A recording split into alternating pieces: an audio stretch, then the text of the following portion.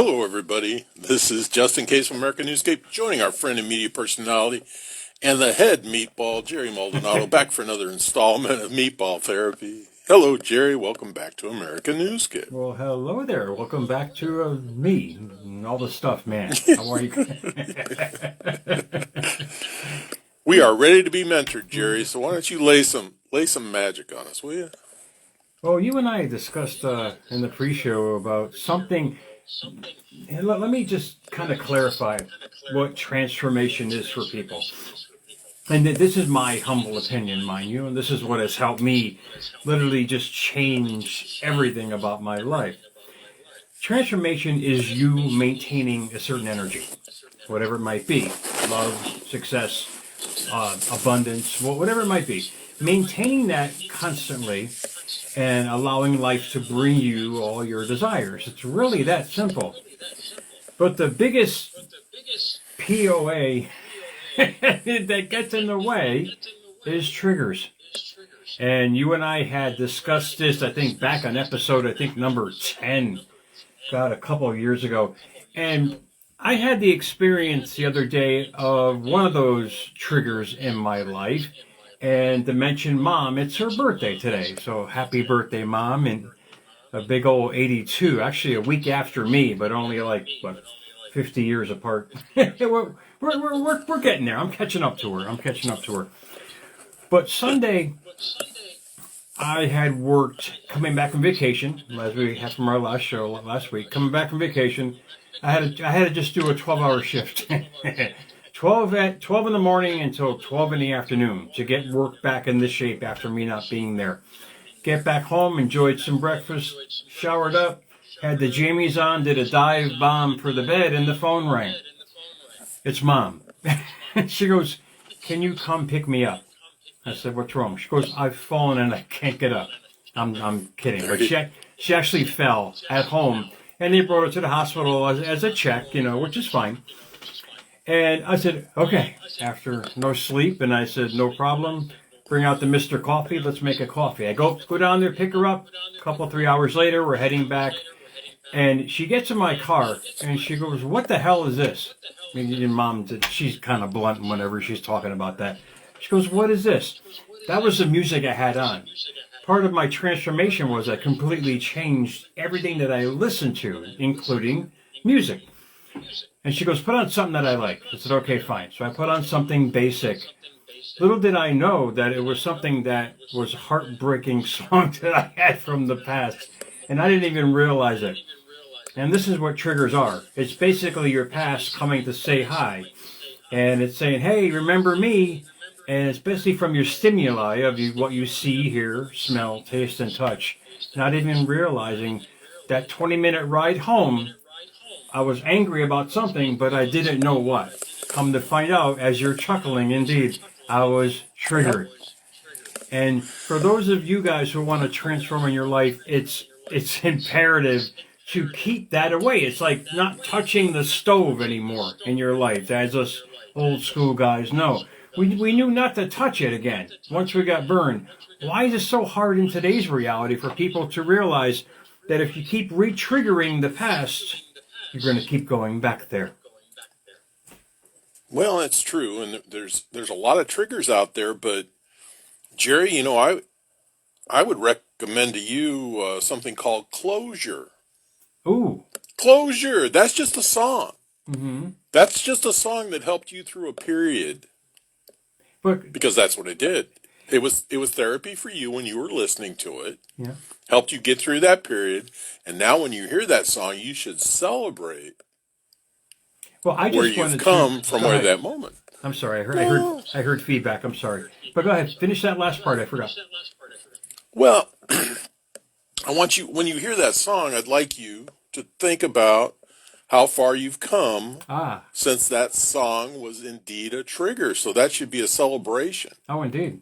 Indeed. I mean, triggers are hard because you're dealing with the five senses. I wanted to make sure that to maintain the transformation vibration that I wanted to have every day, you got to alleviate a lot of things. Saying change hurts indeed, but not changing is going to hurt more.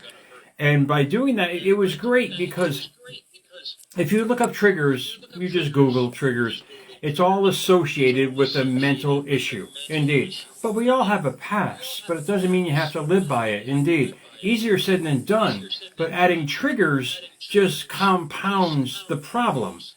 So transformation for you should be avoiding what has hurt you at all costs. I know some people can't, I get it. Their situations indeed are, they don't have a choice right now. But mentally you can try to alleviate it and control it.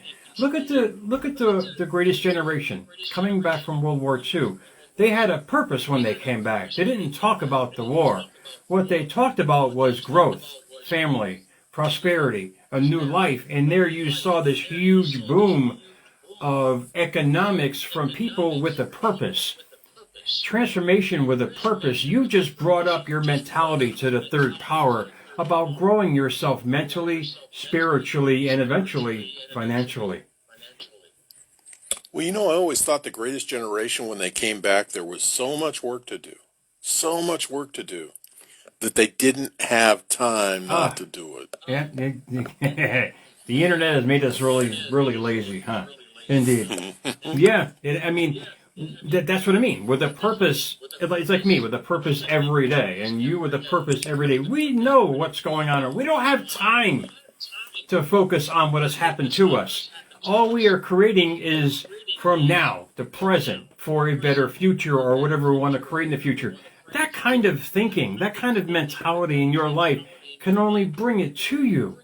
Avoiding triggers, there's nothing wrong with avoiding what has hurt you. They say it's a mental issue. I get it, but we all have them. But it doesn't mean you have to live by it. You keep reliving that, you're going to keep remanifesting that. That ride home with my mom, I didn't even realize it till I started laughing out loud randomly when I realized what had happened to me. To abide and keep her happy, I just randomly flicked on the radio, which is the biggest trigger for a lot of people. I had to change the music I was listening to because I wanted to approach transformation wholeheartedly, changed everything about it. I wanted to create from that present moment, and that ride home was a very long one. Until I realized what had happened. I was like, wait a minute, now I know why I'm angry. Because I just triggered something that I forgot about from many moons ago. People do that every day. And when you get to that point and understand what's triggering you, you'll realize what you're creating in your life. Well, yeah, but part of your exercise was turning it to a radio station where they were going to play random music. As opposed to listening to the same Taylor Swift song 20 times in a row, which some people have the problem of doing. So you're challenging your mind. You're actually setting your mind up to react. Yeah. Yeah. And you can control those reactions, which is, that's good. And trigger is a controlled reaction by you. You're allowing it to happen. I'm not going to go back and touch the stove again, so that's inevitable. But why would you listen to something or eat something or smell something that brings you back that hurt you, is my point. You're not avoiding it, you're acknowledging it and then avoiding it. It's hard for people to realize that. You can control it indeed with, like I said, with the purpose and what you're doing in life. You keep going back there. As far as your thoughts, your feelings, you become magnetized. Your thoughts, you're magnetizing whatever you're thinking about every day. So why not implant? Because it's like maintenance. It's a daily maintenance. And this is so hard for people when it comes to transformation, is maintaining that constant state, maintaining that constant energy, and maintaining that constant focus on where you want to go, not where you've been. And triggers are only just the past saying, remember me? I'm the one that hurt your meatball. And this is what people have to realize for themselves. Reminiscing is fine. Nostalgia is great. That's awesome. But to live by that 24/7 is only detrimental for everything in your life. Well, right. You reap what you sow, and that means if you sow crap, that's what's going to come back to you, right? The crop is going to be crap. Yeah. Your thoughts are the cause, and life is the effect. If you can realize that, if you can realize how powerful that is, because your thoughts are the starting point indeed, and it ticks into the old senses and the feelings, and you start magnetizing everything out there with the law of attraction, the law of vibration, and all those esoteric verses of energy that they've used throughout the millennia. But when you get to the point of controlling your surroundings, this is the hardest thing people have a choice, have this concept in doing. I just wanted to control my surroundings to maintain the energy I was sending out every single day. And that alone naturally evoked better thoughts, better feelings, and most importantly, better actions that I was doing every single day. Then everything started happening in my life. I was evoking the motel living for a decade until I realized what I was creating in my life. I got out of that scenario. I got out of that way of thinking, and life just evolved naturally from it. Well, absolutely. And your motel experience was just an extended transition of where you were going. Revelation. it was a beautiful wake up call. You know, here's a simple. My daughter, many moons ago, my middle daughter, she's basically my CEO, me, but with women parts. And she had gone through a rough period after the family had broken up, and was doing things that were conducive of who she was. She went and took some time off, and while she was gone, my ex asked me, "What can we do to help her?" I said, "Paint her room." And she goes, "What do you mean paint her room?" I said, "Paint her room, change her surroundings," not realizing what I was telling her was extremely powerful. When she got back from being away for a little while, a couple, 3 weeks, she had a whole new environment to create from. This is what I'm talking about. This is just a physical sense of controlling the triggers, because when you create a new environment, from that new environment, you create new thoughts, new feelings, new approach to life. And I even did that in the 12 by 12. I started changing everything around. Even though I didn't have a pot to piss in, I could still piss in the pot. I could still figure out what I needed to do on a smallest level to make the changes in my life. And that helped her tremendously, and as well as myself, by following that simple way of just changing what you surround yourself with. Well, I just learned something. You know, somebody dear to me repaints their interior of their house probably every 18 months. And I never understood why you would put paint of a different color on good paint.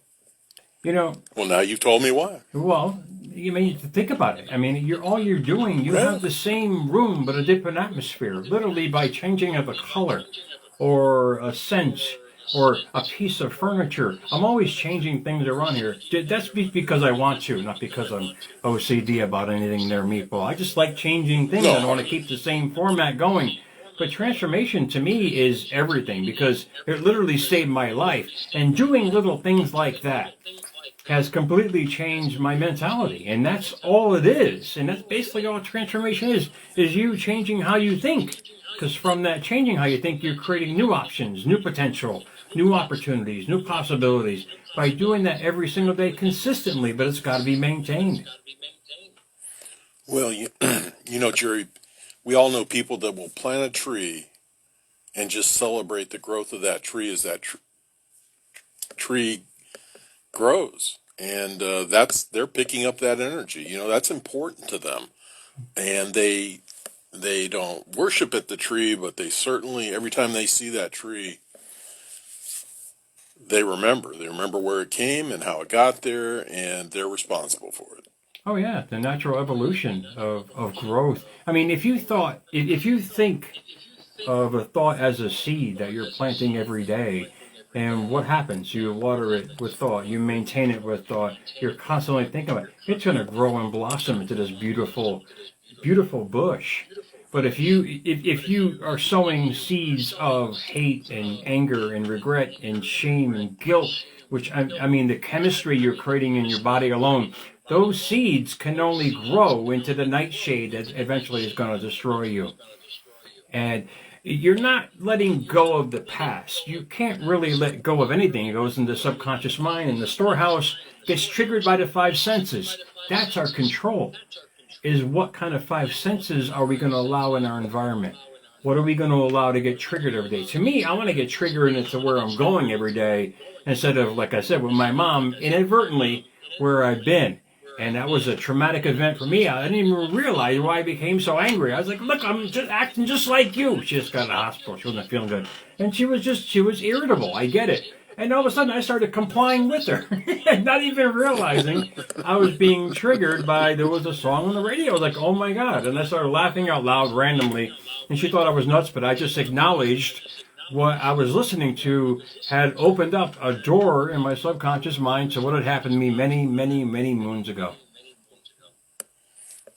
Well, at least you could come home for some very sound guinea pig therapy. However way people deal with their past is, because that's why I love the uniqueness of you and I. We have our own mechanism. They call it a coping mechanism. Whatever kind of coping mechanism you structure, meaning any of us out there, it will handle the way we can handle it. My way of doing it, I just explained in certain ways. People have their own unique way. When you start figuring out a mechanism to handle what has happened to you by focusing on the transformation that you want to become, it gets a lot easier because you're not going to go touch the stove anymore. You're not going to keep going back to that memory if it's not going to help you. You're going to realize the past was there indeed, but where is it? It's gone. You can manage your past. You can manage everything that has happened to you, but it's a constant effort by you, by invoking that purposeful mindset that you want to bring about every single day and creating that in your thoughts and your energy to follow through with it. No, absolutely, Jerry. And you've pointed out to us that we all have chinks in our armor. But when you were triggered, you coped with it in a very reasonable amount of time. We know people that would have gone through the experience you went through that would be in therapy for 6 months and have no clue as to how they got there. No, I don't knock therapists. I think they're amazing. I know friends of mine that have been in therapy for a decade. I said, what have you learned? They said nothing. I said, it's just somebody to talk to, which is fine. You want to have a paid friend. I mean, I have not, and I'm not knocking it. To me, I tried it once and I didn't like it. And some people like it. That's great. God bless you. If it works, that's great. My form of therapy is journaling. My form of therapy is meditating on my desires and my dreams. Most importantly, using my energy to maintain the energy I want to create from. Everything is energy. That's all there is. And I think Tesla said it or Einstein said it. I'm not sure. I forgot the quote right now. But when I realized that, I said, wait, if I'm going to emit an energy, why would I want to emit a low frequency of hate and shame and anger in my life every day? Because that alone is going to be detrimental to where I want to go in life, because you're not focusing on back there. You're focusing on where you want to go in life. Well, absolutely. And you're letting that into your life, and you're taking up brain power, which is limited. You always trigger me. I love it. For all of us, Jerry. You're right. Just because you're a guinea pig owner. Yeah, I know. I'm not judging. You bring up a great point. You're letting it in. You're choosing it. Right. It's like, right. Wait a minute. When I was driving my mom home from the hospital, I allowed it in. I said, wait a minute, Meatball, what are you doing? And indeed, it was a choice to keep reflecting on it or letting it go. What you surround yourself with, you become. You keep focusing on what you're surrounded with every day. It's just going to keep triggering. What do you want to trigger, is my point. You want to trigger good thoughts, bad thoughts, hateful thoughts. I mean, we all have this choice. It's a great point that you brought up on that. I love that, because it'll help people to understand they're not helpless. They have the power, but what they choose to allow in is what they're going to become. Right. And what we mean by helpless is we all have the tools to deal with this. Yeah. And we need to keep implementing those tools so we get better at implementing those tools, so we get better at dealing with this. Yeah. And we can cut out major sections of, let's say, misery in our lives. Yeah. Because when we're miserable, we affect everything around us. Yeah, I love it. I love the points. I love the talking points. I mean, it all comes back to us. in our choices and what we surround ourselves with, the people in our lives. I mean, to me, I dissected a lot of things, and there was a lot of things that were expunged from my life because not that I didn't want them there, it's just they weren't helping me in a lot of ways. People have to understand, I mean, everybody wants to conform to fit in with everybody else, but I didn't want to conform. I wanted to transform. And it may sound conceited, it may sound selfish, but no, selfish is not how you live, but telling others how to live. I wanted to make sure I became a better magnet, and I want to attract better in my life. And how did that become? By starting from the inside out. Sowing seeds of good thoughts, good energy, good focus, and a purpose in life, and reaping the rewards from that in so many ways every single day. That's all it is. It's you using your five senses to trigger new thoughts, new feelings, new emotions. That's the chemistry, that the physicality you're created by it. But it all starts with your basic thought and the choice of that thought. Absolutely, absolutely. Well, Jerry, I think you put on a good show for us tonight. Oh, well, thanks, Meatball. I tried. Awesome. Thanks, man. Okay. All right. Hey, everybody, this has been Meatball Just In Case and Meatball Jerry Maldonado bringing you Meatball Therapy. Thanks for joining us. Remember, additional information and links provided in this video is read more. Today is the day to subscribe to this channel. Please learn more about Jerry Maldonado when time permits.